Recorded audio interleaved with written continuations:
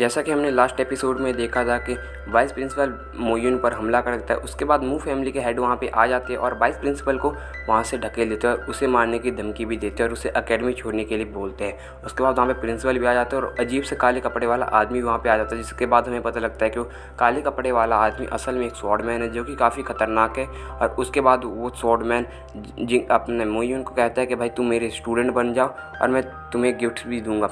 उसके बाद सभी भाई मोयुन को गिफ्ट देने लगते हैं, लेकिन भाई जैसे भाई जिंग जाओ की बारी आती है भाई उसके पास कोई गिफ्ट नहीं होता। प्रिंसिपल उसे कहते हैं कि भाई तुम स्टूडेंट बनाना चाहते हो मोयुन को और तुमने मोयुन के लिए एक भी गिफ्ट नहीं लाया। वहाँ पे मोवेन भी आ चुके थे और मोवेन भी कहते हैं कि भाई क्या तुम अभी भी फूल की तरह एक्ट करोगे, अभी भी तुम वैसे तुमने इसके लिए मोयुन के लिए गिफ्ट नहीं लाया, तुम चाहते हो कि तुम मोयुन को अपना स्टूडेंट बना लो। उसके बाद भाई जिन जियाओ भी थोड़े शर्मा जाता है और कहते हैं कि भाई किसने कहा कि मैं गिफ्ट नहीं लाया, मोयुन चाहे तो मैं मोयुन के लिए इसका गला काट सकता हूँ। और वो वाइस प्रिंसिपल की तरफ इशारा करता है। वाइस प्रिंसिपल ये सुनकर भाई बहुत ज़्यादा डर जाता है। उसके बाद प्रिंसिपल कहते हैं कि भाई अगर वाइस प्रिंसिपल गलत भी है, ये एकेडमी का वाइस डीन है, लो फो अगर गलत भी है तो इसे सज़ा देने का हक मुझे है, तुम होते कौन हो। उसके बाद भाई वो आदमी कहता है कि तुम मुझे रोकोगे, मैं चाहूँ तो इसे यहीं पे मार सकता हूँ, तुम क्या करोगे। उसके बाद भाई मोयुन कहता है कि भाई इसे मारने की कोई ज़रूरत नहीं है। और उसके बाद भाई वो आदमी कहता है कि तुम्हें किस चीज़ की ज़रूरत, तुम कुछ भी कहोगे मैं तुम्हें देने को तैयार हूँ। उसके बाद भाई मोयुन कहता है तुम मुझे पढ़ाने के काबिल नहीं हो। जिसे सुन के भाई उस आदमी के साथ साथ वहाँ पे हर आदमी के होश उड़ जाते हैं कि भाई इसने अभी अभी क्या कहा। मोयुन की हिम्मत देख के भाई सभी वहाँ पे हैरान हो जाता है, क्योंकि वो भाई बहुत ही ज़्यादा खतरनाक जो है तलवारबाज होता है और उससे हर कोई प्रशिक्षण लेना चाहता है।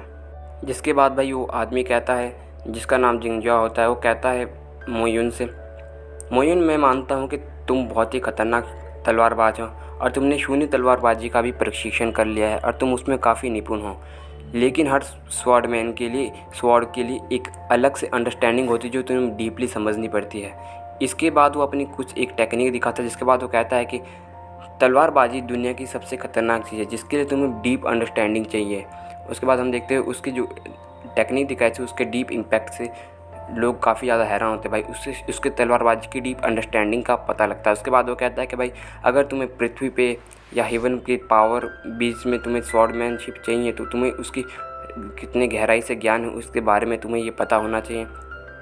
जितना तुम गहराई से तलवार को समझोगे उतनी ही तुम्हारी तलवार चलाने की काबिलियत होगी। मैं मानता हूँ तुम एक प्रतिभाशाली हो, लेकिन तुम बिना टीचर के कुछ नहीं कर पाओगे और तुम्हें मुझसे सीखना चाहिए। तुम कितने शक्तिशाली हो इस चीज़ से पता नहीं लगता कि तुम कितने स्ट्रॉन्ग हो, तुम कितने मजबूत हो, तुम कितने शक्तिशाली हो इस चीज़ से पता लगता है कि तुम्हारी तलवारबाजी कितनी शक्तिशाली है, तुम तलवारबाजी को कितने अच्छे से समझते हो। उसके बाद वो कहता है कि भाई अगर तुम मेरे स्टूडेंट बन जाए तो मैं तुम्हें कॉन्टिनेंट का सबसे शक्तिशाली योद्धा बना दूंगा स्वॉर्डमैन में, जो तुम्हें कोई हरा नहीं पाएगा तलवारबाजी में कभी भी। जिसके बाद भाई वो अपनी तलवार मोयुन को दे देता है और फिर मोयुन कहता है अच्छा तो तुम इस तरह की बात कर रहे हो। उसके बाद भाई मोयुन अपनी अंडरस्टैंडिंग दिखाता है तलवार की, जिसके बाद भाई उससे भाई मतलब जिंग जियाओ से 100 गुना ज़्यादा बेब उठती है भाई मतलब मोयुन की, जिसे देख के भाई सभी हैरान हो जाते हैं। और वो आदमी कहता है नहीं ये शून्य तलवारबाजी में नहीं बल्कि ये अंडरस्टैंडिंग और तलवार समझने में भी काफ़ी निपुण है। इसके स्वॉर्ड का पोटेंशियल भी बहुत ज़्यादा तलवारबाजी का और इसकी अंडरस्टैंडिंग बहुत ही डीप है।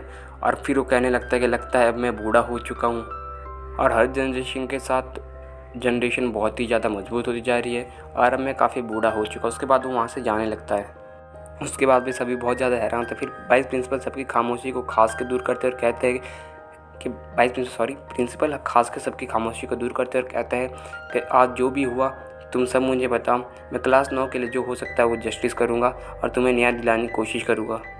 उसके बाद भाई मोयान थैंक यू कहता है भाई प्रिंसिपल को और कहता है कि भाई धन्यवाद प्रिंसिपल, और अपने स्टूडेंट के पास जाता है। उसके बाद अपने स्टूडेंट को कहता है कि आज तुमने बहुत सारी कठिनाइयों का सामना किया और मुझे तुम पे गर्व है। तुमने इतने घायल होने के बावजूद भी और तुमने मेरी मदद भी की और इतने घायल होने के बावजूद भी तुमने हार नहीं मानी। मैं तुम सबका उत्साह देख के तुमसे काफ़ी ज़्यादा इम्प्रेस हूँ। तुम सब ने आज दिखा दिया कि कभी हमें गिव अप नहीं करना चाहिए और तुम सब ने दिखा दिया कि तुम मेरे स्टूडेंट बनने के काबिल हो। एक टीचर के तौर पर आज मैं बहुत ज़्यादा खुश हूँ तुम्हें पढ़ा के। जाओ और तुम सब रेस्ट करो, अब तुम बहुत ज़्यादा थक गए होगे। उसके बाद भाई सभी स्टूडेंट भाई मोयान को भाई नमस्ते करके वहाँ चले जाते हैं और भाई सारे रेस्ट करने के लिए यानी आराम करने के लिए अब चले जाते हैं। फिर जैसे उसके स्टूडेंट जाने लगते हैं वहाँ पे 2 आदमी आए थे जिसमें एक लिन शाओटिन होता है। उसके बाद भाई दूसरा आदमी लिन शाओटिन के साथ होता है। वो कहता है कि तुम भाई मॉन्स्टर के इंचार्ज हो ड्रैगन वैली में, और अब ऐसा लगता है कि तुम यहाँ पे एक अच्छा शो देखने आए हो। उसके बाद लिन शाओटिन कहता है कि भाई मू यून यहाँ पे बहुत ही ज़्यादा फेमस है और उसका छोटा भाई मू फेंगसिंग है, और मेरी ड्रैगन लिस्ट के साथ कोई समस्या है।